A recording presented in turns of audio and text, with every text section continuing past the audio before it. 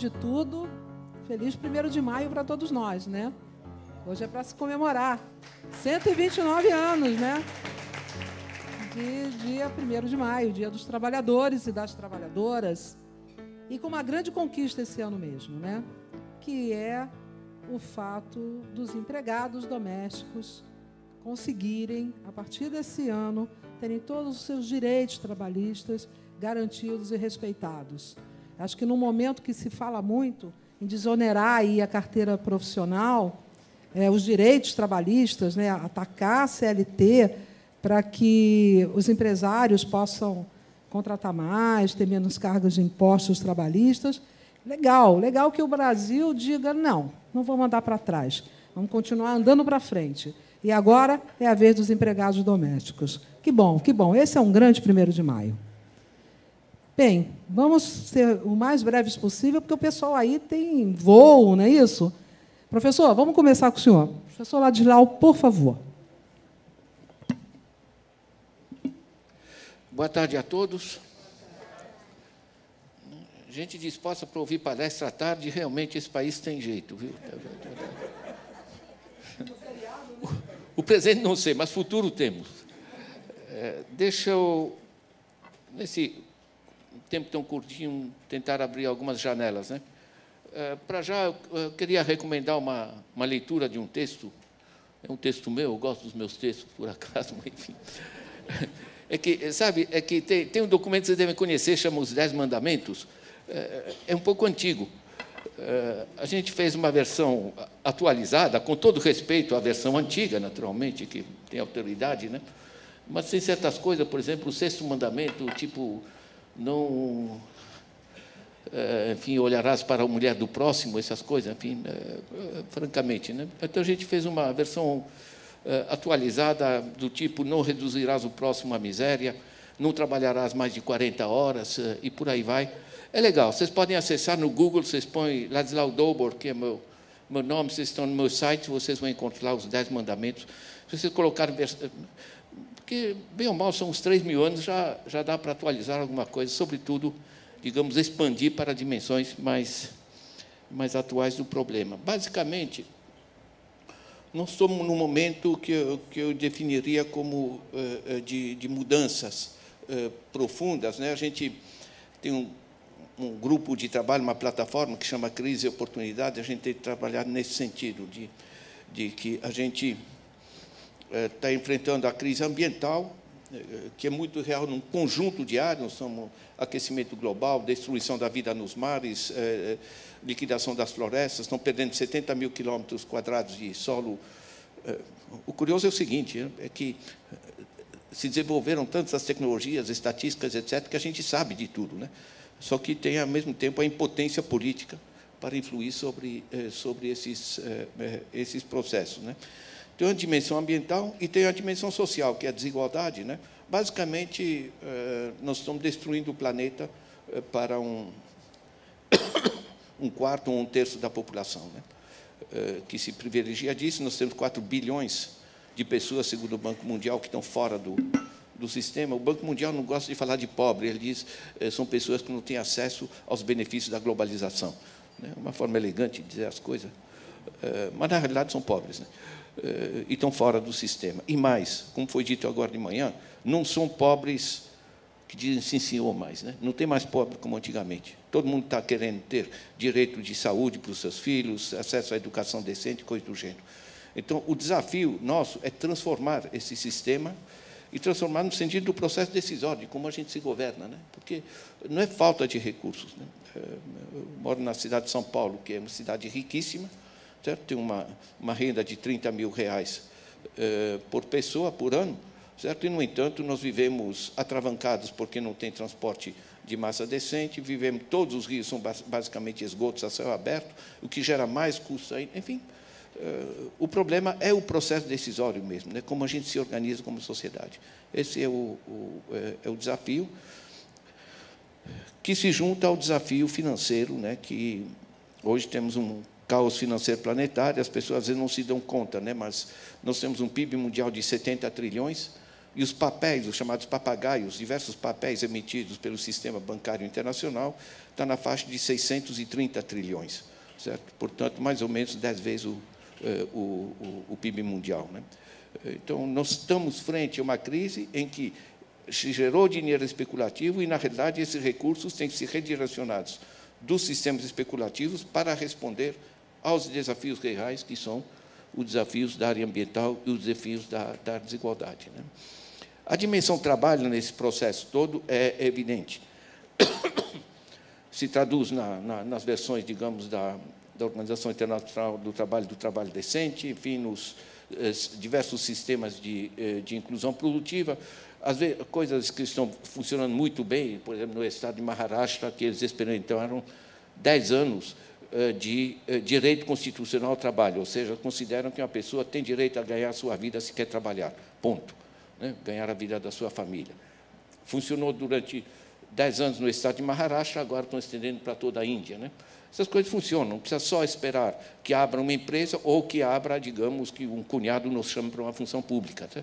A gente tem que assegurar a inclusão de toda essa massa de população e a gente não pode ficar nos sistemas tradicionais simplificados, né? Em termos da Índia, isso funciona de maneira muito simples. Cada município tem que ter cadastro de coisas que são necessárias de fazer. Pode ser microdrenagem, saneamento básico, arborização das ruas, o que for, manutenção urbana. Tem um monte de coisa a fazer em cada cidade, um monte de gente parada, desesperada por não ter salário, e a miséria custa muito mais caro do que o custo de tirar as pessoas da miséria. Então, não só em termos éticos é uma coisa absurda, como é absurdo em termos de uso inteligente dos fatores, né? Esses são os desafios, né? Portanto, resumindo, o desafio ambiental, o desafio social, o desafio do caos financeiro, e isso num absurdo quando temos tantas contribuições para capitalizar de pessoas que estão fora do sistema, que a gente não está organizando esse processo de inclusão de maneira minimamente séria. Alguns exemplos sobressaem, a da Índia, o Brasil está se sobressaindo com essas políticas sociais, enfim, tem ilhas de racionalidade que estão surgindo no planeta, tem um documento básico que saiu da CEPAL, da Comissão Econômica para a América Latina, né, que chama A Hora da Igualdade, enfim, está começando a surgir realmente bom senso. Acreditem se quiser, mas até economistas estão começando a pensar. Nós temos o New Economics Foundation na Inglaterra, né, temos um movimento nos Estados Unidos que chama ciência econômica real, entende? Como se a anterior fosse mais ou menos surrealista, o que não deixa de ser interessante. Na França tem alternativa econômica, estão surgindo na Índia, na Universidade de Delhi. Deus e o mundo estão começando a repensar as coisas, o que é positivo.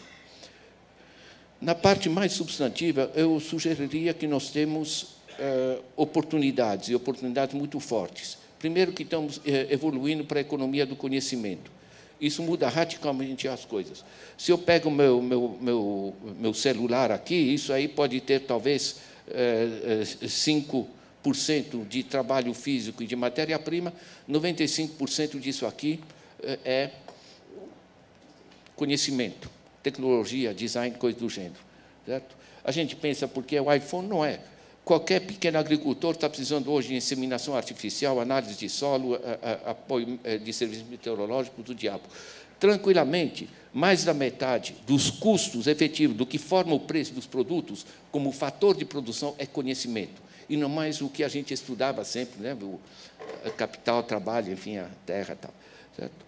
Por que isso muda? Muda pelo seguinte: se eu passo para o Sérgio o meu relógio, que é bem físico, século XX, eu deixo de ter meu relógio, eu digo, isso é meu. Portanto, todo um sistema à base de propriedade privada.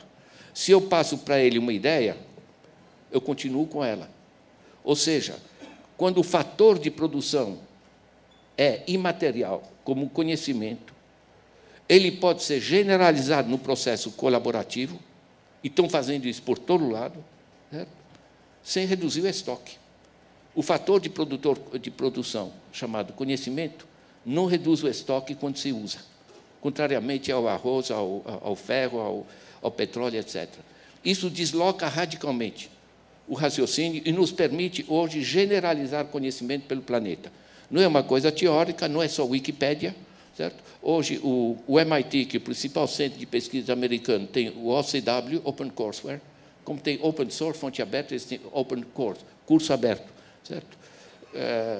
Tiveram, em poucos anos, mais de 50 milhões de textos científicos deles, gratuito, online, baixados do planeta. Imagina a contribuição científica para o planeta. Melhora a produtividade de Deus e o mundo, que em algum lugar passa a utilizar técnicas às quais tem acesso. E não é só. A China optou isso logo em seguida, né? Eles vão rápido, chama China Open Resource for Education, recursos educacionais abertos da China, então, todas as principais universidades, certo? Só na minha universidade e algumas mais aqui no Brasil, que a gente continua a trabalhar com xerox de um capítulo de livro, né? E acho interessante, né? Nós estamos na pré-história, realmente, né? E temos que avançar para esse sistema. O sistema MOOC, Mass Open Online Courses, cursos online de massa, por exemplo, só um deles, o Coursera, está com 3 milhões de alunos no planeta, certo? Está dando certificados, por exemplo, da Universidade de Princeton. Não é brincadeira. Deixa léguas atrás o que a gente chamava de educação à distância. São novos sistemas que estão surgindo de generalização do conhecimento. É uma oportunidade, e como é? A favela adiantada aqui no Rio generalizou o acesso banda larga. Passaram a fazer serviços de apoio a pessoas que têm problema com o seu computador online, produzindo design, produzindo cultura, o diabo. Certo?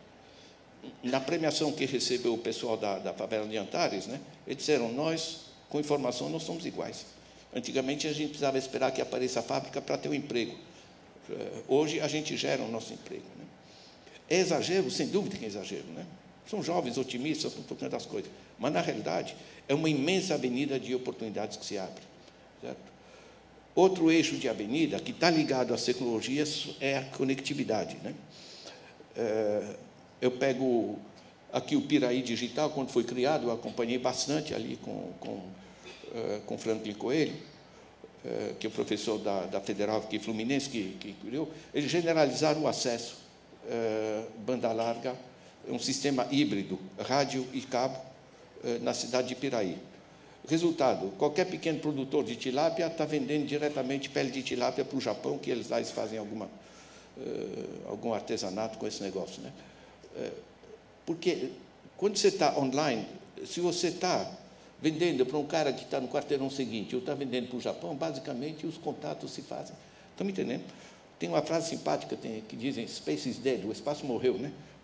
Claro que não morreu, mas, na realidade, há um deslocamento radical do conceito de território econômico. Certo? Isso abre, por exemplo, um monte de pequenos produtores em lugares isolados que agora, em vez de repassar para o atravessador, que mata a capacidade de reinvestimento daquele produtor, ele está vendendo diretamente para o consumidor, estão se desintermediando os serviços. Né? Isso vai, por exemplo, no sistema financeiro, que é o que mais trava a economia no Brasil, né? Nós temos juros completamente surrealistas. Tem gente que está passando a fazer empréstimo entre que tem superávit ou que tem necessidade direto. Né? Quando funciona nos Estados Unidos, que chama Prosper, né? Então, generalmente, eles não entraram em crise com a crise financeira, porque vai diretamente, online é muito fácil saber quem é quem, certo? E evita todos esses custos dos intermediários. Né? Quer dizer, para que eu vou pagar 160% num cheque especial, caramba, certo? Quando tem gente que pode emprestar. Né?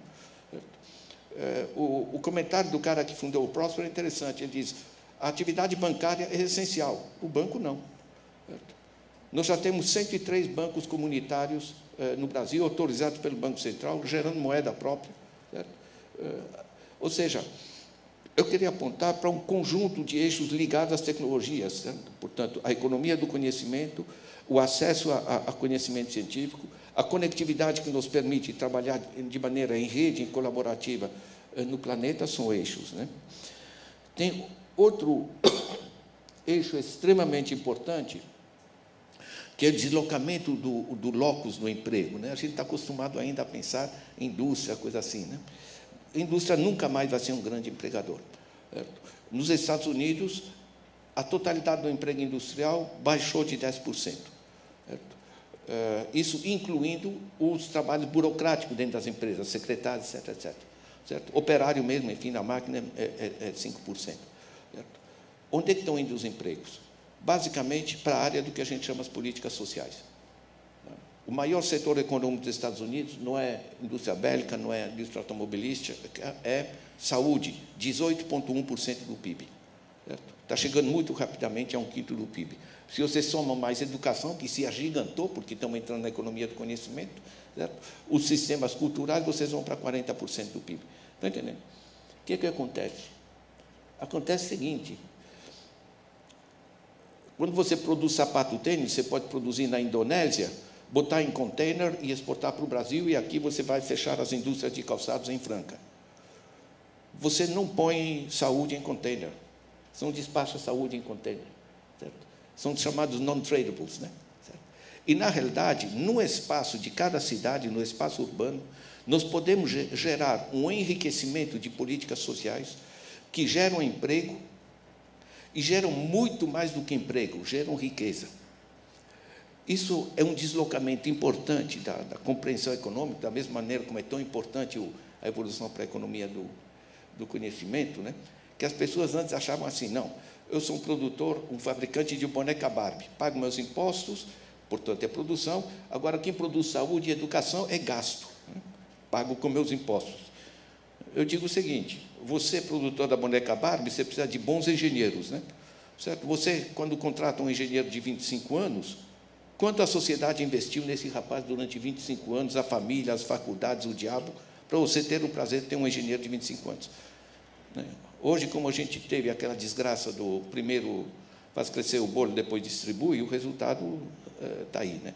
Certo? Na realidade, é a compreensão de que as políticas sociais absorvem muito emprego, certo? O que é bom, geram emprego, o que é muito produtivo, e o investimento no homem, que são as políticas sociais, cultura, etc. Né? Esses investimentos sociais, por sua vez, tornam muito mais produtiva toda a economia. Certo? Então, nós temos um eixo extremamente positivo, digamos, no deslocamento de onde estão os empregos no planeta. Claro, é muito mais fácil você produzir mais cosméticos, né? Você vende, recebe dinheiro, compra mais matéria-prima, faz mais cosméticos. Você melhorar a saúde, a educação, essas coisas, você tem que cobrar impostos, organizar cidade por cidade, sistemas participativos, etc. O último ponto que eu queria mencionar é o seguinte: a urbanização abre imensas oportunidades. Certo? Nós temos trabalhado isso bastante com o Ignacio Sachs, com o Carlos Lopes, uma série de gente nessa plataforma Crise e Oportunidades de Discussão que a gente tem, que a gente desenvolveu. Né? É muito interessante isso. Muitas cidades estão levantando voo porque elas pegam a cidade mais o seu entorno rural, o chamado urbano, né? Certo? E dizem: olha, nós temos gente parada, terra parada e gente passando fome. Não precisa de um doutorado em economia para juntar essas coisas. Né? Então, vamos juntar essas coisas e fazer um desenvolvimento que tenha pé e cabeça. Quais são os recursos subutilizados no meu território? Né? E aí, fazendo um gancho com a discussão de hoje de manhã, né? Eu acho o seguinte: é legal que em Sorocaba você tem os diversos sindicatos, enfim, da hotelaria, dos ferroviários, etc. Mas, caramba, eles podem se juntar também. Uma coisa não substitui a outra, né? Você pegar, caramba, nós aqui em Sorocaba a gente quer criar condições de vida decentes. Então a gente articula esse processo. Na realidade, cada cidade passa a se tornar um vetor de modernização articulada, de políticas sociais e econômicas que funcionem, identificar as suas vocações socioeconômicas, culturais, etc. E esse negócio funciona, e como funciona. E a gente tem exemplos inúmeros, desde Pintadas na Bahia, enfim, São Joaquim em Santa Catarina, enfim, né? De cidades que, de certa maneira, assumem as suas redes. No nível local, as pessoas se conhecem, e o que é interessante, se articulam via movimentos sociais. Né? Porque onde estão as ONGs, movimentos sociais, tudo isso? Saúde, educação, cultura, etc, etc. Por quê? Porque, diria Marx, com esse tipo de relações técnicas de produção, que não é siderurgia, saúde, você tem que ter outras relações sociais de produção. Você tem que ter sistemas descentralizados, participativos, e isso estrutura a sociedade. Né? Gente, eu, em poucos minutos, tentei abrir janelas, né? Como é muito rápido, deixa eu sugerir o seguinte. O meu site, vocês põem lá Slaughter no Google, no pior dos casos, você chama um filho que resolve num instante, né? Vocês têm lá uma série de textos, em particular, crises e oportunidades em tempo de mudança. Crises e oportunidades vai ajudar muito a vocês a ver a orientação. Nós fizemos um trabalho muito sério para o Conselhão, Conselho de Desenvolvimento Econômico e Social, que chama Brasil, uma agenda para a década. Ajuda a entender a estratégia para o Brasil. E eu queria recomendar, vocês têm um livro que chama Democracia Econômica, certo? Saiu agora uma versão atualizada pela Vozes. É legal. A ideia básica é a seguinte, que não basta ter uma democracia que a gente, a cada 2 anos, bota um boletim na urna, certo? A própria economia tem que passar a ser democratizada. Como foi levantado aqui, quer dizer, que é uma ilha, está no exterior, uma empresa, quer dizer, ela pertence à sociedade, certo? Então, nós temos novas dinâmicas a levantar. Esse livro, como outros tantos, estão disponíveis, está disponível online, de graça, vocês podem imprimir, ler, comprar também, não tem problema. Esse pessoal faz tanta chiadeira com esse negócio de pirataria. Olha, todos os meus livros estão sendo editados e reeditados e continuam de graça. Eu acho honesto uma pessoa poder folhear o livro para ver se é isso que ele quer comprar, caramba. É isso aí. Muito obrigado.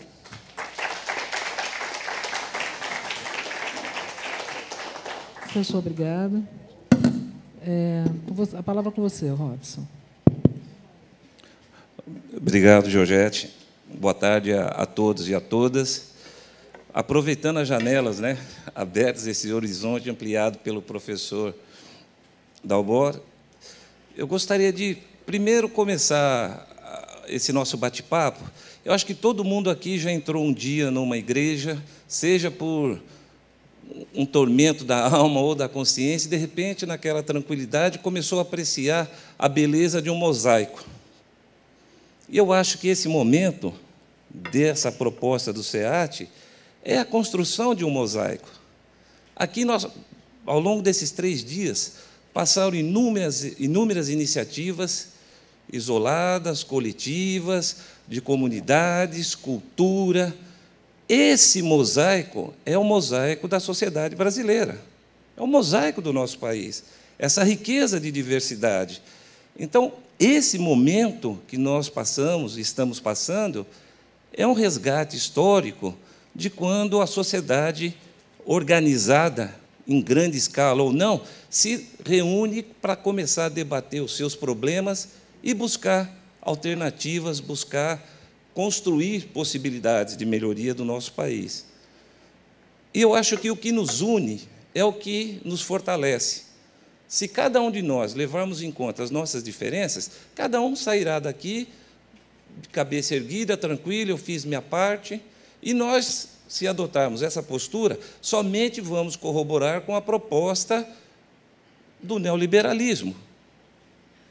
A individualização exacerbada, a atomização da sociedade, a perda de valores coletivos, a perda daquela iniciativa de se doar ao próximo, ajudar em algum momento, numa escola, na comunidade, no trabalho, em família, no clube, não importa.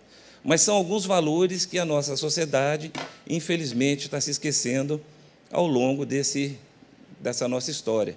E uma das coisas que nos une, ou o ponto principal da nossa união nesse evento, é o mundo do trabalho.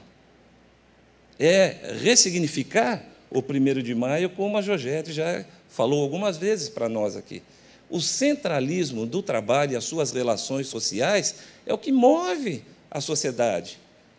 É o que nos faz, nos renova a esperança, nos renova a energia de continuar trilhando esse caminho de luta, seja por uma educação melhor, seja pela classe operária, por uma distribuição de renda mais justa.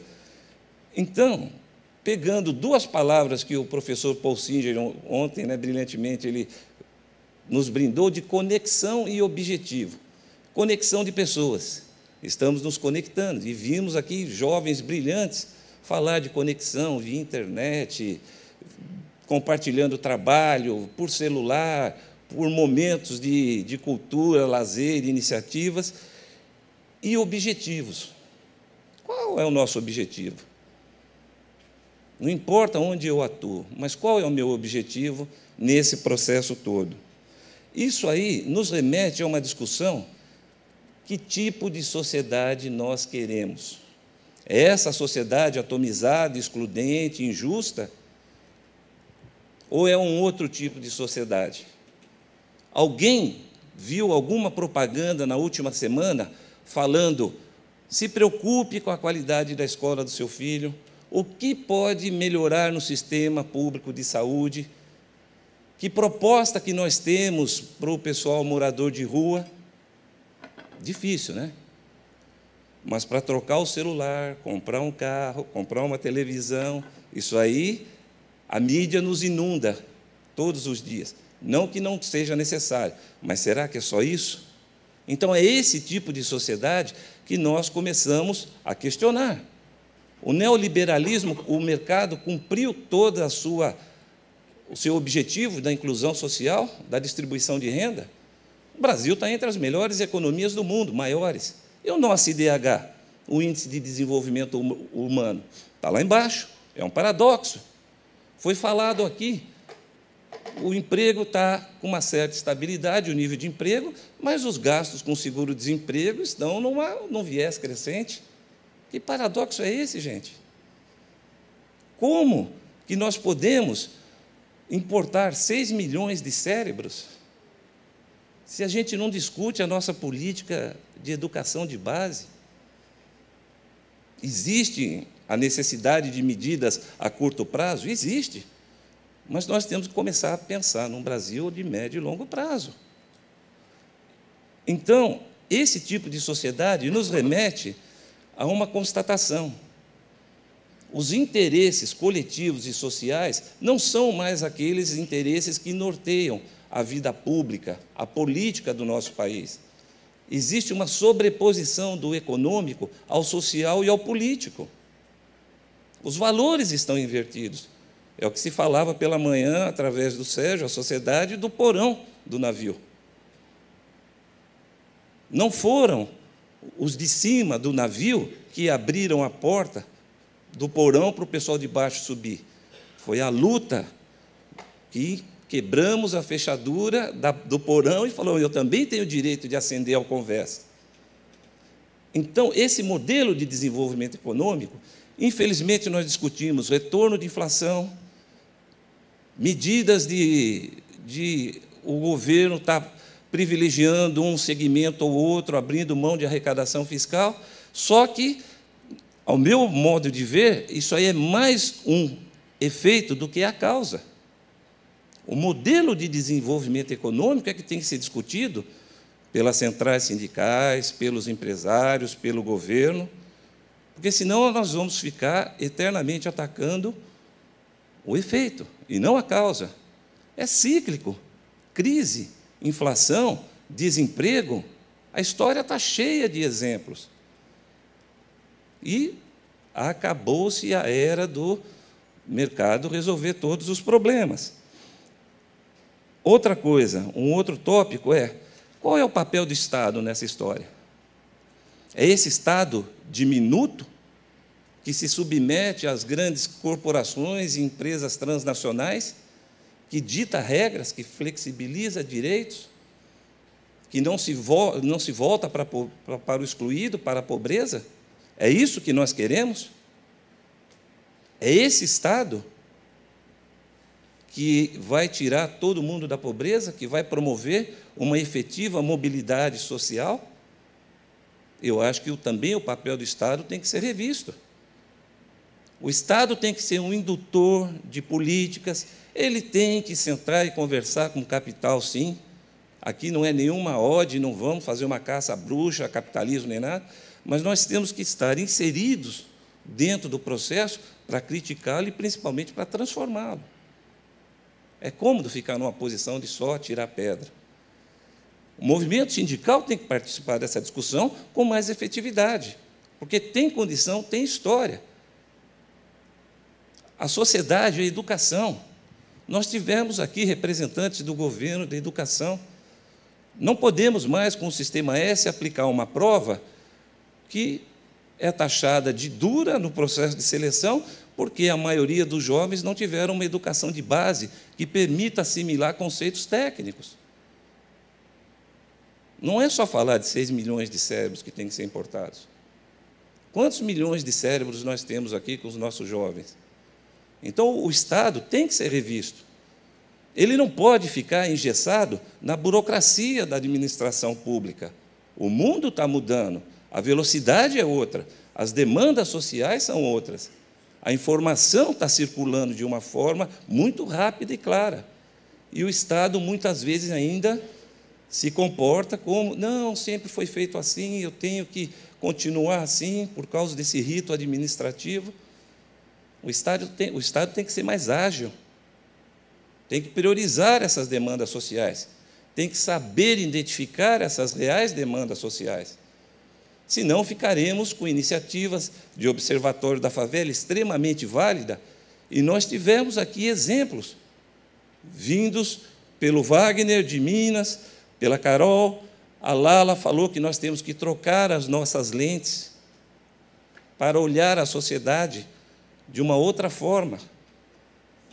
Então, são essas algumas sugestões, algumas inquietudes que eu gostaria, e compartilho com vocês, nesse momento de reflexão.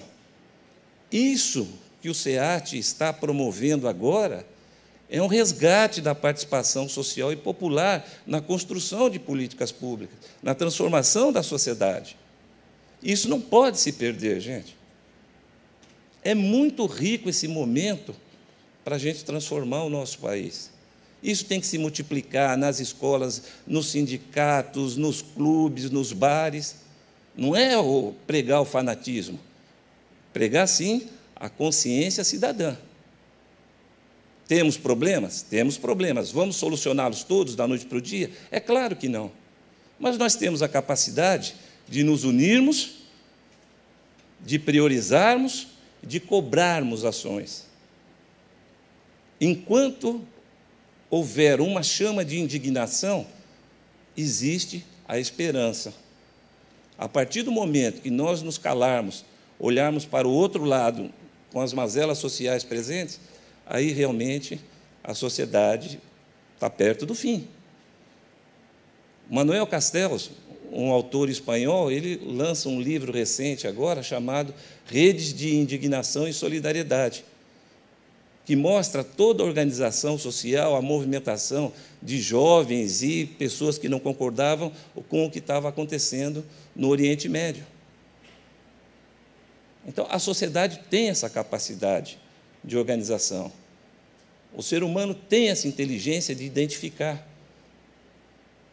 as suas fortalezas, as suas necessidades. O que precisa é iniciativa como essa, Georgette, que, mais uma vez, eu parabenizo, de articular essas ações.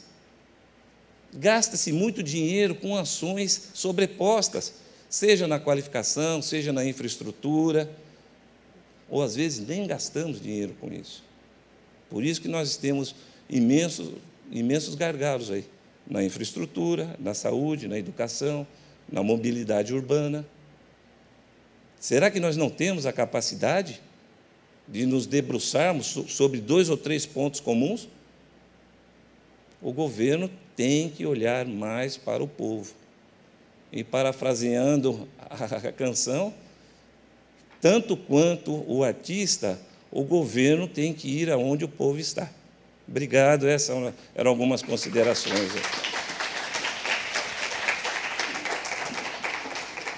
Bem, agora, conselheiro do SEAT, desde o comecinho, fundador também, ex-ministro do Trabalho, professor, um homem que nos enche muito de orgulho por fazer parte dessa organização. Ministro Barelli. É um prazer muito grande estar aqui e gostei do batizado que acho que foi dado pela Jo, mas foi repetido aqui pelo padrinho, o Robson, que isso é estes 3 dias é uma forma de ressignificar a comemoração do 1º de maio. Então, o SEAT está cumprindo um papel importante. Nós, nesta sessão, estamos fazendo o fecho do que foi discutido nos dias desses 3 dias, e é por uma agenda social do trabalho. Só que o que seria essa agenda social do trabalho? Eu pesquisei e fui encontrar, inclusive encontrei em textos internacionais, principalmente da OIT, da Organização Internacional do Trabalho, que o trabalho também é internacional, né? Muitos sabem disso há muito tempo, mas se pensa na organização do trabalho também de forma internacional. E lá tem alguns pontos dessa agenda contemporânea do trabalho. Eu separei esses que estão aí para ser uma espécie de vade-mecum. O que deve ser uma agenda social do trabalho? Primeira grande questão é mais empregos e melhores empregos. Quando se fala que, bem, a questão do emprego está, de alguma forma, resolvida aqui no Brasil, não está no mundo, não está nos países centrais, que estão com uma taxa de mais de 20% de desempregados, mas também aqui o que se mede é o desemprego, que é chamado aberto pelos estatísticos. Agora, no Diese, quando eu trabalhei lá, a gente desenvolveu um outro conceito. Existe uma parte do desemprego que está oculto. E é só multiplicar por 2 o número oficial.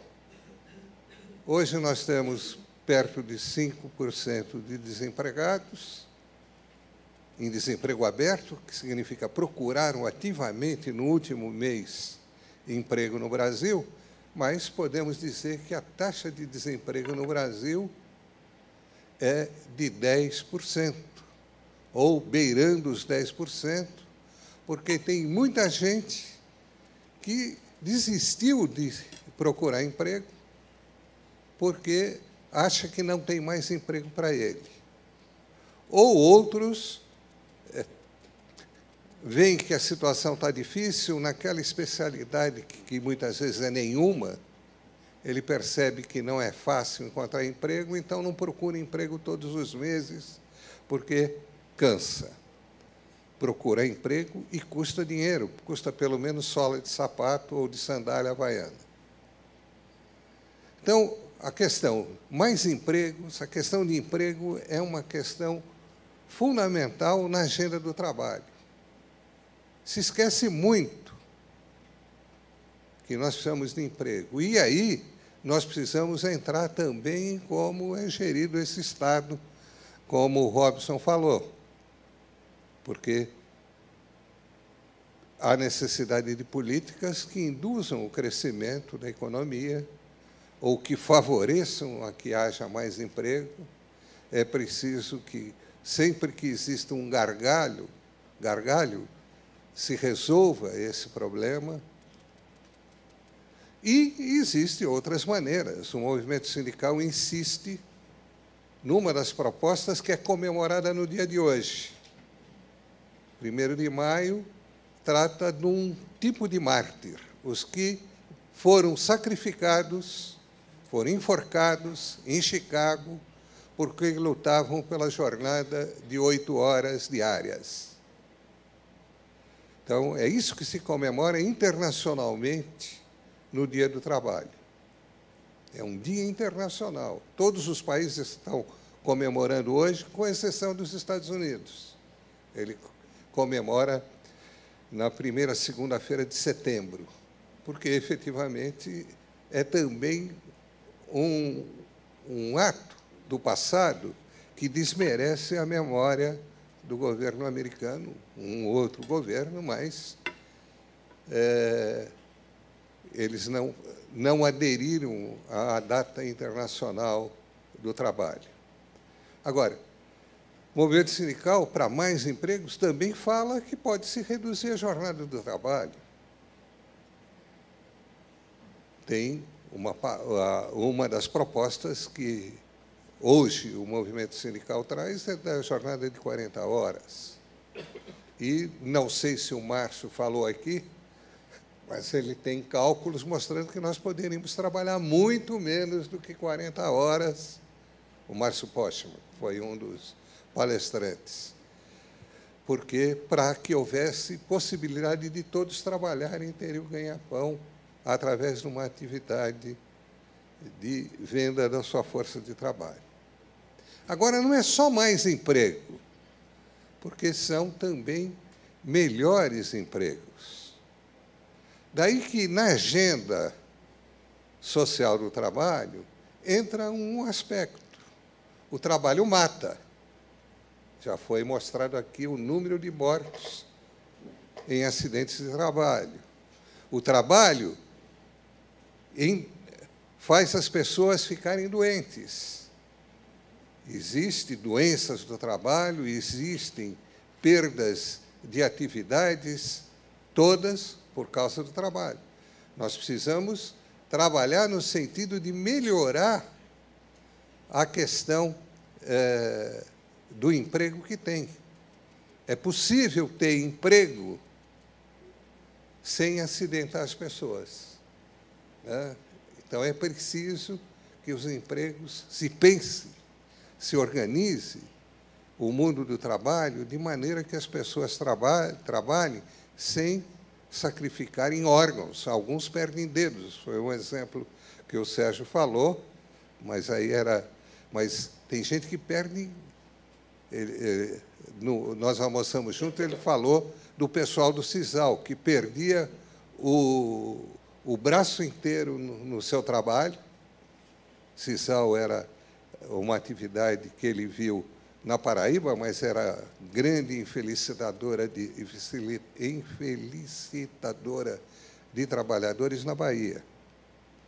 E muitos se mutilaram trabalhando nessa indústria, e, para resolver isso, era um mecanismo simples que custava R$18. Então, é possível ter trabalho seguro. É preciso ter boas condições de trabalho.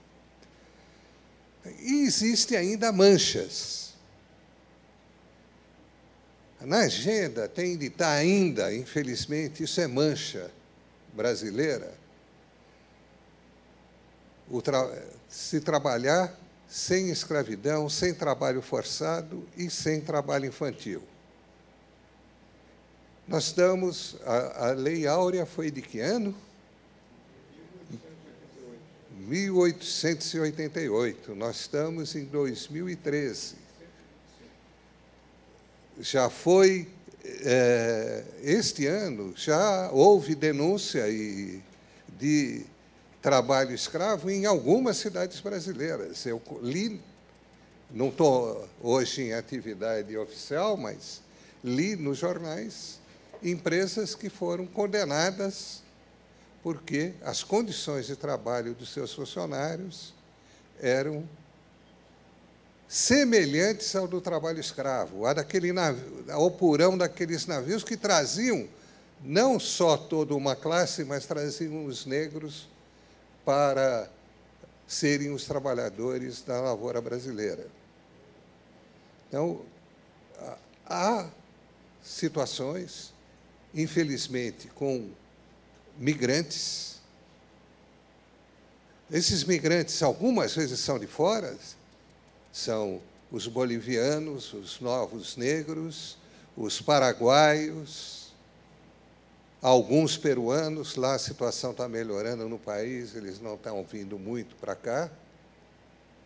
E um outro que está procurando o Eldorado, que são os haitianos, que se sujeitam, mas eles conseguem aparecer na imprensa e é possível, existe muito, e aí a Caritas que é uma a atividade da Igreja Católica, tem possibilitado que eles tenham possibilidade de aprender português e conseguir emprego. O SEAT, inclusive, na sua agência de mão de obra, ajuda nisso. Mas tem muitos brasileiros que se sujeitam em situações onde o trabalho é desse tipo. Isso sempre se dá nos que é chamado fronteiras agrícolas. Quer dizer, o Brasil, as fronteiras nós vamos expandindo, e a agricultura também vai se expandindo. Vai derrubando a floresta, para isso precisa de muitos braços, e quem vai para lá para trabalho duro e se sujeitar à malária e tudo mais, não sabe como está comprometendo a vida. E as condições lá são as piores possíveis. Então, muitas vezes a gente sabe de casos que são muito escondidos de trabalho forçado, inclusive no Brasil de hoje, 2013. Trabalho infantil, graças a Deus, melhorou essa situação, mas ainda não melhorou toda, porque as nossas cidades não são organizadas para as crianças. Os mais velhos aqui jogaram bola de meia na rua. Né? Era de meia porque era caro comprar bola de capotão. Né? Então, a gente tinha uma infância no bairro. Hoje, se for jogar na rua, se acidenta, tem carro, tem tudo isso. Então, existe ainda muita criança e muito adolescente no mercado de trabalho. Por quê? Por necessidade. Cada vez diminui esse número, como também uma outra conquista recente foi grande parte dos jovens estão na escola, mas a escola ainda não é satisfatória no sentido de preparar cidadãos para o resto da vida. E a família lá, muitas vezes o rapaz, ou a criança, ou o adolescente, precisa trabalhar porque precisa trazer uma parte do sustento. Então, é outro ponto da agenda, eu acho que são pontos para combater. E a outra coisa importante da agenda social é que tudo isso precisa ser com representação. Por que eu coloquei com representação? Os trabalhadores precisam se organizar. Está representado nas suas associações. A associação maior do mundo do trabalho é o sindicato. Eles passam por momentos de auge e momentos de queda, momentos em que eles estão com agendas do trabalho importantes que levam as pessoas a gostarem do sindicato, a ajudarem o funcionamento do sindicato, a associarem outros colegas de trabalho, mas em outros momentos e em algumas categorias, os sindicatos não são representativos. Mas aí é preciso uma nova forma de capacitação também para a organização. Para mudar o mundo, nós precisamos de atores sociais. E ator social é quem está organizado em torno de um projeto. Né? O Ladislau falou de crise e oportunidades. Nas oportunidades, descobertas as oportunidades, nós precisamos de quem leve adiante isso. Esse é o ator social, é aquele que vai levar adiante processos de resposta. E essa questão, nós vivemos num mundo em que a classe operária não é hegemônica, os trabalhadores não são hegemônicos, são maioria, mas não são os maiores poderosos do país. Então, na democracia existe uma outra coisa que a OIT defende, que é o chamado diálogo social. A OIT é um organismo feito de forma tripartite. Tem os representantes dos trabalhadores, os representantes dos empresários e os representantes dos governos. Várias das organizações do mundo do trabalho têm essa organização tripartite. Agora, não pode ser pro forma, não pode ser só para estar lá no regulamento. Não, precisa negociar. Eu vou contar para vocês um fato que me levou a colocar a necessidade dessa questão do diálogo social, que está presente, porque nós, efetivamente, precisamos mudar o mundo, e alguns diriam que só a revolução muda. A revolução transforma efetivamente. Agora, quando eu fui ministro, nós fizemos um grande seminário sobre o contrato coletivo e relações do trabalho, aqui no Rio de Janeiro, transmitindo da TV executiva, que era a única que existia naquela época, isso foi em 93, para, se eu não me engano, mais de 100 auditórios em várias cidades importantes, participando nesses debates, cerca de 3.000 pessoas. Não é ainda com as redes sociais de hoje. Na época, para entrar, precisava ter um telex na sala para passar a mensagem por telex lá para o auditório da Embratel, aqui no Rio de Janeiro. Bem, discutimos, era tripartite, era o pessoal que negociava, que tinha aprendido que não podia fugir dos trabalhadores, que era uma situação importante, eram os trabalhadores que queriam construir uma agenda de futuro. Bem, nós marcamos a primeira Conferência Internacional do Trabalho para Brasília. Quando foi a data, infelizmente, as confederações patronais não foram, mas mandaram um representante para dizer: olha, ministro, nós não vamos participar porque ainda, em 93, é possível mudar a Constituição pela maneira mais prática, que era sem maioria absoluta, podia ser por maioria simples. Olha, se nós abrirmos agora aqui com o senhor, nós vamos estar abrindo também lá, e isso pode ser cobrado da gente, então preferimos não participar. Era uma conferência para estabelecer o cronograma de reforma da legislação trabalhista brasileira. Vou ser rápido, porque está esgotado o meu tempo. Também, para a data dessa conferência, uma central sindical importante marcou uma greve geral, que não houve, mas ela deixou de participar porque tinha convocado a greve, por causa do início do Plano Real através da URV.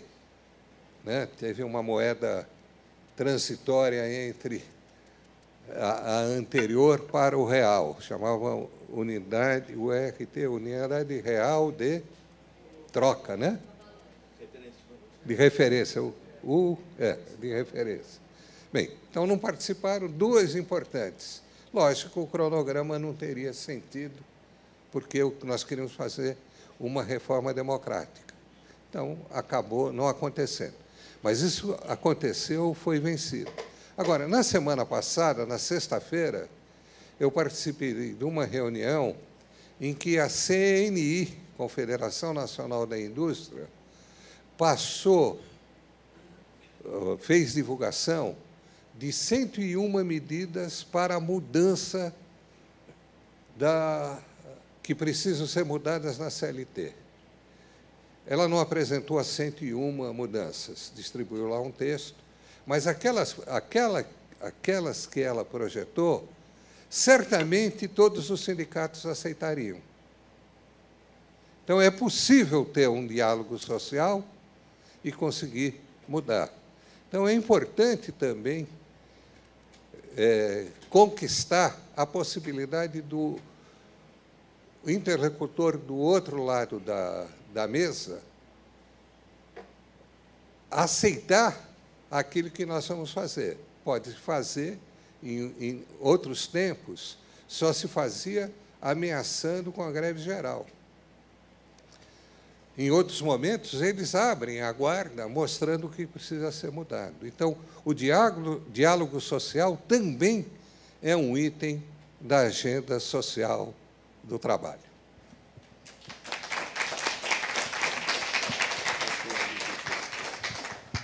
Bem, cabe a mim o encerramento, mas eu vou ser um pouquinho longa para encerrar, pelo menos uns 15, 20 minutinhos, tá bom? Fiquei pensando nesses 3 dias, como é que eu faria o encerramento. Tem aqui até um discurso pronto, mas eu não vou ler. Eu achei, por bem, que era o momento de contextualizar o que é essa OCIP, metida besta, chamada Centro de Atendimento ao Trabalhador, que faz intermediação de mão de obra, faz qualificação profissional, habilitação ao seguro-desemprego, emite carteira profissional e ainda chama a sociedade, no dia 1º de maio, para discutir questões do mundo do trabalho. Essa OCIP não é governo? Não.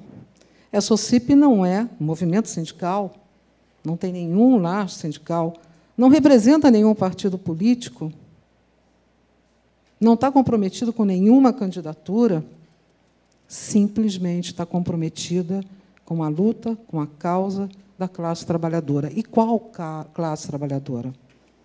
Principalmente os trabalhadores mais excluídos. Aqueles aonde o poder público não atende, não vai. E aí, eu disse, sabe de uma coisa? Eu vou contar uma história. Como é que nós chegamos até esse momento, como nós chegamos até aqui, e como nós chegamos a um vídeo que daqui a pouco a gente vai assistir, breve, mas que precisa ser visto, porque é um vídeo do ministro Gilberto Carvalho, secretário da Secretaria-Geral da Presidência da República. Bem, essa coisa começou mais ou menos no ano de 2000. Por aí. A dona Ruth Cardoso, a doutora Ruth Cardoso, ela tinha uma organização, também não governamental, chamada Capacitação Solidária. Lá, no Capacitação Solidária, eu tive a oportunidade de viajar por esse Brasil. E a gente ia, e não fui sozinha, tenho aqui comigo, até hoje, no SEAT, desde aquele tempo, o Mani, que é esse menino bonito aí que faz a apresentação para a gente o tempo todo. Está aqui comigo, Marcos Marinho, que também estava lá no Capacitação Solidária, o Sérgio Bressani, e a Cássia Janeiro, que, aliás, como uma boa lutadora, faz aniversário hoje, né? No dia 1º de maio. E a gente andava por esse Brasil, né, Mani? Íamos aos jovens, em lugares que diziam para a gente que eram os lugares de menor IDH do Brasil. Lá, as condições de pobreza e abandono eram absolutas. As pessoas não tinham a menor noção dos seus direitos, nenhuma noção de seus direitos. Elas sequer sabiam que eram cidadãs, mal e porcamente que eram brasileiras. A gente teve a oportunidade, não sei se você estava comigo na ocasião, Marquinhos, em que uma senhorinha, né, tinha uma certidão de nascimento guardada num saquinho em 40 pedacinhos. Era isso que era o documento dela. Começou no governo do Fernando Henrique, através do trabalho da doutora Ruth Cardoso, esse mapeamento da pobreza, da linha da pobreza para além da linha da pobreza, bem na franja da sociedade, para que se pudesse mapear o Brasil. E dizer para essas pessoas, olha aqui, vocês têm seus direitos. Inclusive, vocês têm direito a R$20 aqui, R$30 acolá. Existiam programas sociais que essas pessoas sequer estavam cadastradas. Bem, caminhamos. Fizemos coisas nesse 2 anos, mais ou menos, que trabalhamos no Capacitação Solidária, de nos levar, muitas vezes, às lágrimas. Uma ocasião, eu e o Mani atravessávamos de Pernambuco, não, do Piauí ao Pernambuco, por uma estrada de 30 quilômetros, que nós levamos mais de 1 hora para conseguir atravessar, que já tinha sido inaugurada na internet por 4 vezes, e tudo que nós encontrávamos lá era um bode, um buraco, um bode, e um monte de criancinha, botando areia nos buracos para o carro passar, e a gente jogando moedas, ao ponto do carro ser literalmente atacado por aquelas crianças, e a gente ter que acelerar, e, com lágrimas nos olhos, a gente dizer o seguinte, olha, sabe de uma coisa? Vamos nos comprometer para sempre com o nosso país. Por isso, esse grupo está comigo até hoje. Estamos juntos. Muito bem. Mais ou menos nessa época, além do Capacitação Solidária, eu também realizava um trabalho com o SEBRAE. E aí, esse mesmo governo lançou um programa chamado Brasil Empreendedor. Era um programa que se propunha, em sala de aula, mais um daqueles cursos, qualificar, e que, de fato, na ponta lá não acontece em quase nada. Mas havia lá um esforço, uma tentativa. Vamos, então, fazer essa capacitação para empreendedores, pequenos empreendedores. Por essas razões, esses caminhos, que só Deus sabe explicar, um dia eu pergunto para ele, um dia a gente vai estar junto, com certeza, não eu e ele, mas um monte, segundo o Padre Lício, um monte de gente no meio do caminho, mas eu vou conseguir perguntar para ele.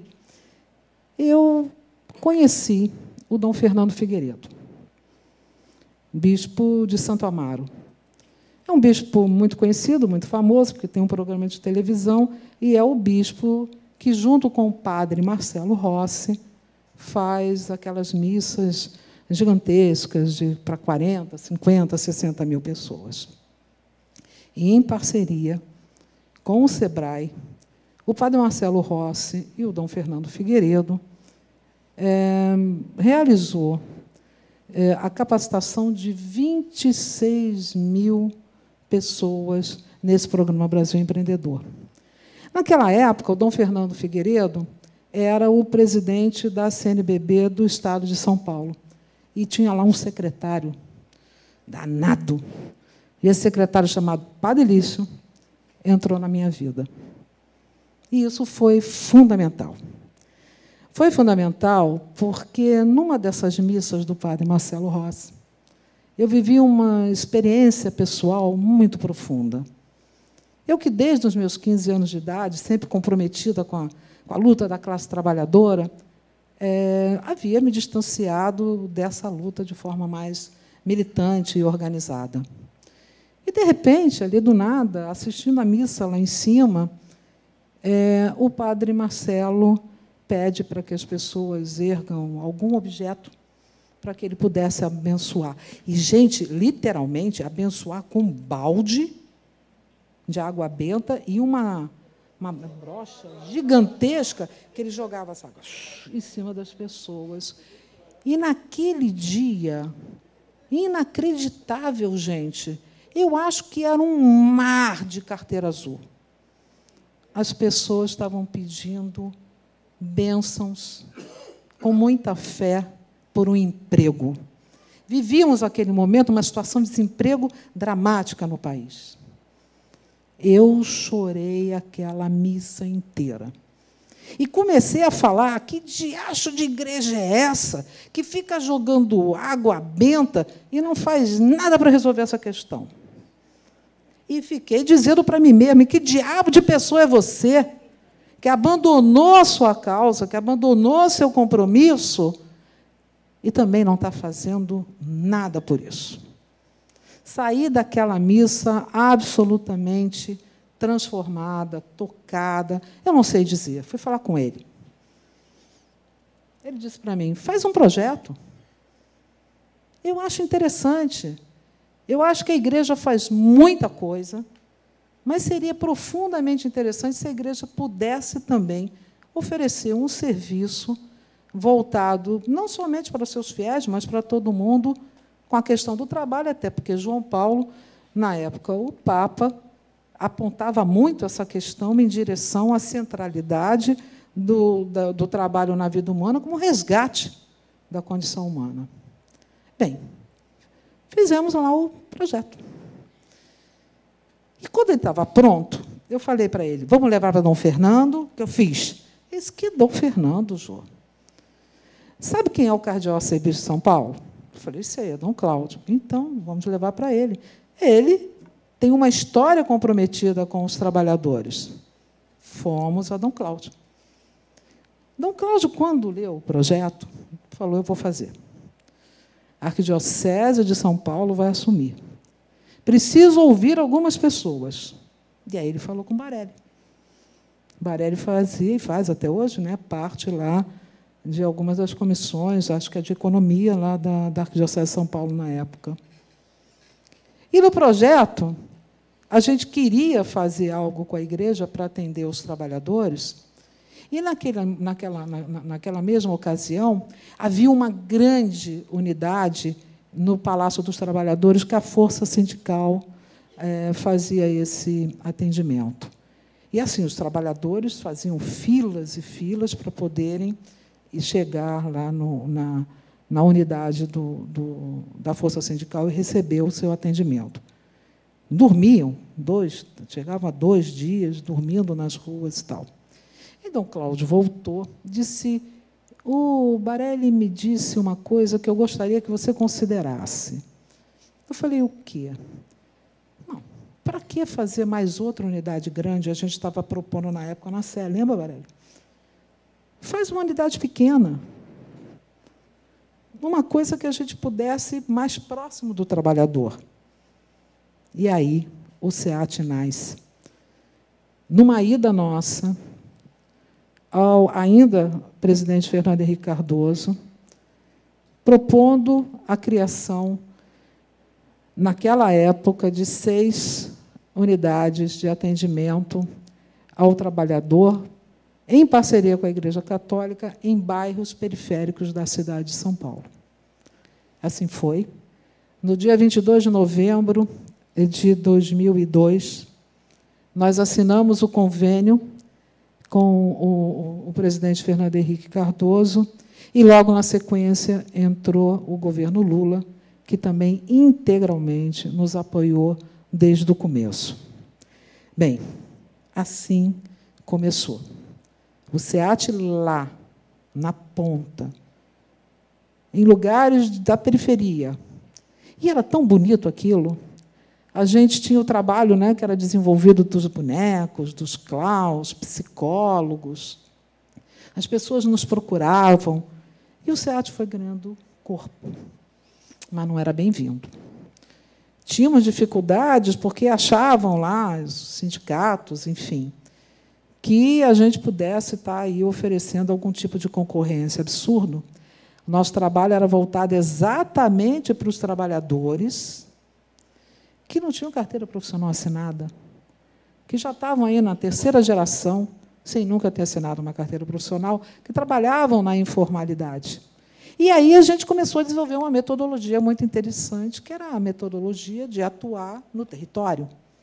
A nossa captação é no território. Todo o trabalho que a gente desenvolve nas nossas unidades é no território. A gente faz uma captação central de vagas para todo mundo, mas a gente sabe que a pessoa que, por exemplo, aqui no Rio de Janeiro, mora na Penha, não tem como vir trabalhar em Santa Cruz. Então, toda a ação nossa de captação de vagas foi focada fundamentalmente no território, e esse é um dos grandes diferenciais da nossa metodologia. Bem, muito bem. 5 anos a gente lutando pelo reconhecimento do trabalho que fazíamos. Dizíamos ao governo, entrava ministro, saía ministro, olha, a gente existe, a gente atende, está aqui nossos números, está aqui nossos resultados. Mas, Fundo de Amparo ao Trabalhador, o recurso do trabalhador é destinado para o trabalhador que assina a carteira. Afinal, esse é o grande interesse sindical. E nós atendíamos o trabalhador que não assina a carteira. Então, a gente não podia fazer parte e ser aprovado dentro do conselho lá, que faz a gestão do FAT, o CODEFAT, a gente não podia receber o recurso do FAT, não era entidade sindical. Não estávamos aí, de alguma forma, contemplados pela CLT, e foi uma luta, muita luta. Em 2008, o SEAT finalmente meteu o pé na porta e entrou no CODEFAT e passou a receber os recursos do Fundo de Amparo ao Trabalhador. Justo isso. Quem tinha que dar o recurso para a gente atender o trabalhador era o trabalhador. Por isso, a gente tem uma frase célebre dentro do SEAT. A gente diz para todos os nossos colaboradores, quando lá na sua porta de entrada apontar um trabalhador, coloca o tapete vermelho para ele, afinal de contas, ele é o teu patrão. Você está aqui trabalhando e recebendo salário porque ele é o teu patrão. O recurso que paga isso vem dele, vem do Fundo de Amparo ao Trabalhador. Fomos crescendo, desenvolvendo o nosso trabalho. No Ministério chegou o ministro Lupe. E, ao conhecer, ir a São Paulo e ver o trabalho do SEAT, já com 11 unidades, já bastante espalhado na cidade de São Paulo, responsável aí por 20% da captação das vagas de todo o Estado, falou, precisamos levar isso para o Rio de Janeiro. Eu falei, eu sou a primeira, eu sou carioca, eu vou adorar poder levar para o Rio de Janeiro esse trabalho que a gente realiza aqui. Mas como é que a gente vai levar isso? Mas Deus realmente sabe das coisas. Eu tinha conhecido em Brasília, e aí era um bispo da Amazônia, que um dia falou para mim, para o padre Elísio, eu quero esse negócio, amado SEAT, vai levar isso para a Amazônia. Não deu para levar para a Amazônia, né? Mas ele veio para o Rio de Janeiro. E, quando ele veio para o Rio de Janeiro, ele veio de coração aberto e com desejoso também de trazer para o Rio de Janeiro o SEAT. A gente não teria feito isso sem o Dom Orani. Então, juntou o ministro Lupe, juntou o Dom Orani, e o SEAT veio para o Rio de Janeiro. Temos 3 anos com o SEAT no Rio. E aqui o trabalho é fantástico. Eu não posso deixar de reconhecer que implementar o SEAT no Rio foi um desafio incrível por causa do tempo. E nisso eu te agradeço, viu, Bira? Muito, muito. Graças a você, em tempo recorde, a gente conseguiu fazer do SEAT o que ele é hoje.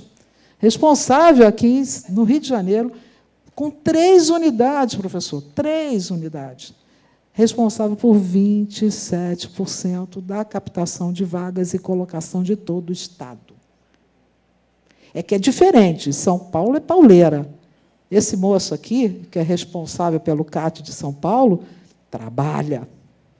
A Secretaria Municipal do Trabalho, em São Paulo, tem um compromisso, de fato, com os trabalhadores e com a gestão desse recurso. Acho que o Rio tem um caminho a percorrer, tem um aprendizado em relação a isso. Então, a gente acaba tendo uma representatividade nesse nível. Bem, legitimados, porque agora, desde 2008, tínhamos os recursos do FAT, éramos uma entidade nacional, estávamos em São Paulo, estávamos no Rio de Janeiro, começamos a nos mergulhar, evidentemente, alguma coisa que nos angustiava muito intensamente. Caramba, vem aquele monte de gente desempregada, querendo emprego, Porque é mentira, trabalhador brasileiro tem cérebro, sim, não é vagabundo, não. Ele precisa de oportunidades, ele vai em busca das oportunidades, mas ele desiste, porque ele não consegue aquela colocação que ele tanto almeja. E, graças a Deus, os jovens também melhoraram muito, também não querem mais qualquer emprego, não querem mais ficar nessas redes fast foods da vida, os telemarketers da vida, que pagam salários baixíssimos, fazem um trabalho escravocrata oficial, viu, Barelli? Você vê o jovem trabalhando feito um escravo de forma oficial. Eu não vou nem citar o nome, porque todo mundo já sabe de quem eu estou falando, evidentemente. Estou falando em fast food, o primeiro nome que vem, todo mundo sabe qual é. Então, assim, gente, a gente começou a ficar muito angustiado. O SEAT captava vaga, muita vaga. Né, Alessandro? Diz os números aí. 2012.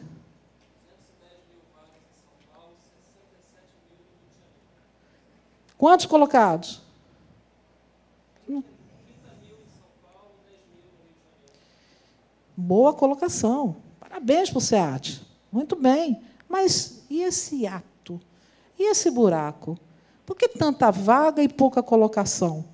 E aí é um fenômeno nacional. A gente não consegue colocar cerca de 25%, 23%, 24% nacionalmente, nas vagas captadas. Tem alguma coisa errada. Começam a falar de tudo, né? Ah, é muita rotatividade. É mesmo. Não são novos postos de trabalho, de emprego, não. São os mesmos.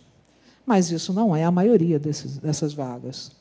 Aí começam a falar, vamos qualificar, é falta de qualificação, é o trabalhador, ele é culpado disso. Eu até ouvi isso do Márcio, adorei. Vamos qualificar, vamos qualificar, mas é qualquer qualificação. Ah, o problema está na educação. Mas de que educação que nós estamos falando? Existem N soluções simplistas, até a que me deixa muito indignada, que é a da Secretaria de Assuntos Estratégicos, que diz que a gente precisa importar 6 milhões de cérebros para o Brasil. Até brinquei bastante esses dias, né? Como se o trabalhador brasileiro não tivesse cérebro. Não deve ter mesmo, afinal de contas, um deles até virou presidente da República. Deve ser isso mesmo. Então, assim, começam todo tipo de proposta. E muitas dessas propostas sem pé e sem cabeça. Mas, por outro lado, existe muita gente, mas muita gente séria, comprometida, no nosso país, não é nesse país, não, é no nosso país, que está preocupado com essa questão. Bem, o que a gente resolveu fazer? Vamos chamar esse pessoal para conversar. Vamos aproveitar o 1º de maio e comemorar o 1º de maio. Nada contra os shows. Muito pelo contrário, que o trabalhador se divirta, mas que as pessoas que são pensantes, intelectuais, sindicato, governo, responsáveis pela vida desses trabalhadores, porque as suas decisões impactam na vida dessas pessoas, que possam estar refletindo a situação que a gente vive hoje, que não é essa de pleno emprego, como se diz por aí. O Gilberto ainda nem falou, mas eu já estou combatendo ele. Não é de pleno emprego. É de pleno emprego porque, dizem, o governo tem dados de 5%, mas aí o Diese já falou que isso é quase 10%, e a gente vê na prática que tem vaga, mas as pessoas não conseguem trabalhar, então elas não estão empregadas, então não tem emprego. E aí, o que aconteceu? A gente disse, vamos fazer a Agenda Social do Trabalho. A gente pode. A gente pode. A gente não é uma central que vai competir com outras. A gente não é um governo de oposição ou situação. Nem somos oposição, nem somos chapa branca. A gente não é sindicato, partido, dá para a gente chamar todo mundo, e todo mundo vem, vai ter a garantia do seu espaço democrático. Bem, o que fizemos? Fizemos a Agenda Social do Trabalho. E, gente, superou absolutamente as nossas expectativas. Foram 3 dias maravilhosos. E se a gente sabia que tem gente muito séria, comprometida com o país, agora que a gente sabe que tem mesmo. E daqui para frente é juntar. A gente não terminou, ainda vou precisar de uns 5 minutinhos, mas eu vou mandar o Barelli embora. Vai embora, porque você tem voo e a gente não pode te prender mais aqui. Vai lá, querido. Obrigada.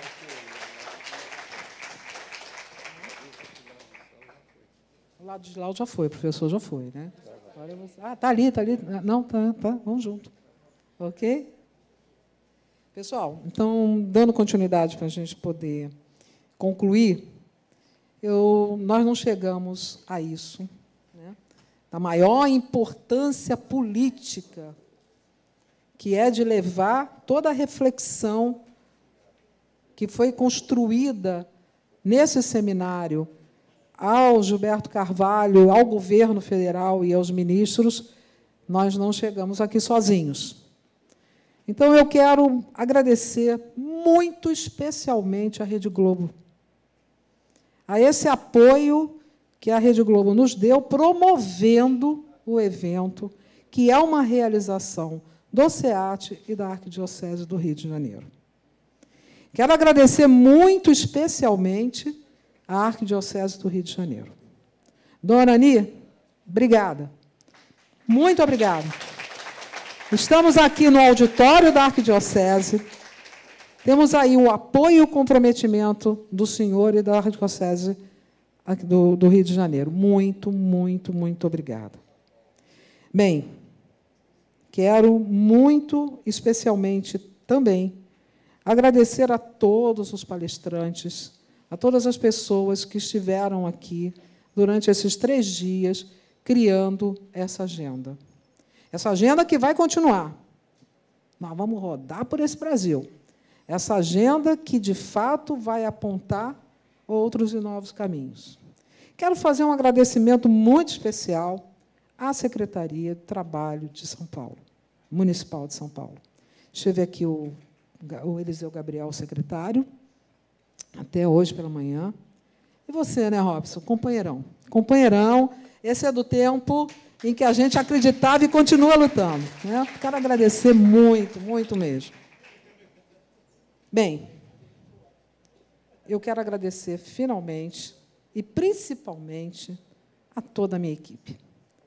A essas pessoas que fazem do SEAT ser o que é no seu dia a dia, e a essas pessoas que fizeram da agenda social do trabalho acontecer exatamente nesse momento. Eu vou chamá-los. Eu tinha pedido ao Mani que preparasse todo mundo, porque eu quero todo mundo aqui no palco comigo. Nós vamos terminar essa história do jeito que começamos, juntos. Eu quero agradecer a Inasta, que é a empresa que fez com muito profissionalismo todas as coisas acontecerem aqui, desde o nosso crachá, ao receptivo, ao hotel. Quero agradecer publicamente o apoio, o profissionalismo e o trabalho da Inasta, ok?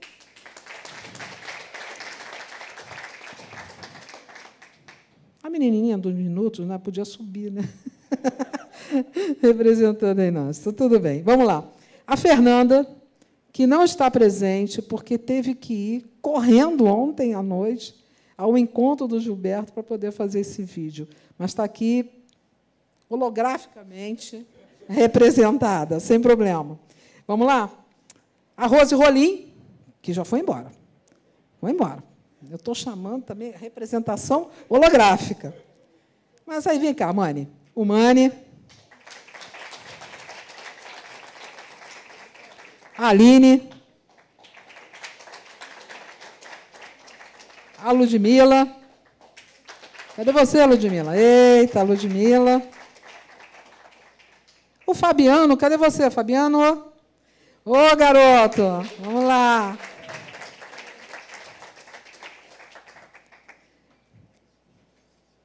Que legal, né? Ô, Daniel, pode vir. Você fica nos bastidores.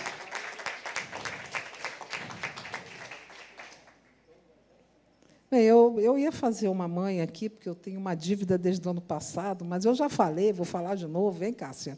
Vem, aniversariante. Vem a Cássia. Cátia, aproveita, vem junto.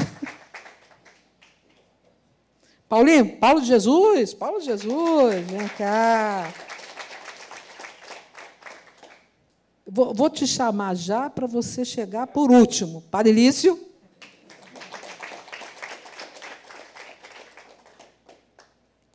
Agradecendo. Marquinhos, Marco Marinho. Ele gosta de ser chamado de doutor, mas eu não chamo, não. Vem para cá, Alessandro.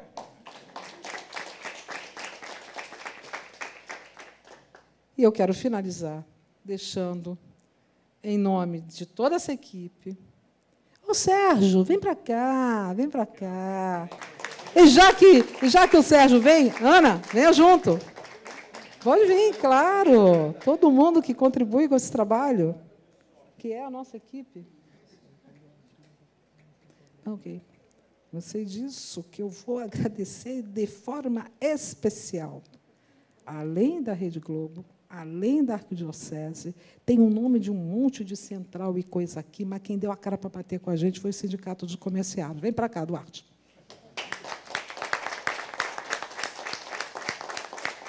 E, por fim, não está presente, mas aquele que conosco construiu esse sonho. Obrigada, Dom Cláudio Gomes. E obrigada a todos.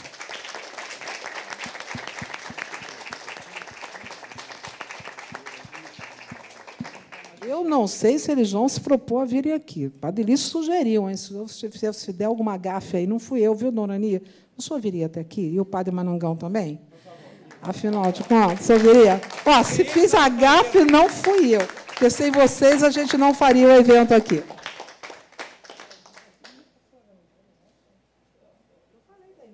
Mas a Inácia não quis subir. Nem a menina que fica 5 minutos, 10 minutos, 15 minutos. Nossa. Ah, Flávia, vem aqui. Bem, pessoal, é só para apresentar a vocês. Olha, isso, como é que dizem? Isso está na web TV, não é isso? Isso está em tudo quanto é lugar. Então, Mundo TV Redentor, e está sendo anunciado aí para o mundo inteiro. Então, Mundo, essas são as pessoas que fazem o SEAT e fizeram a Agenda Social do Trabalho. Muito obrigado a vocês.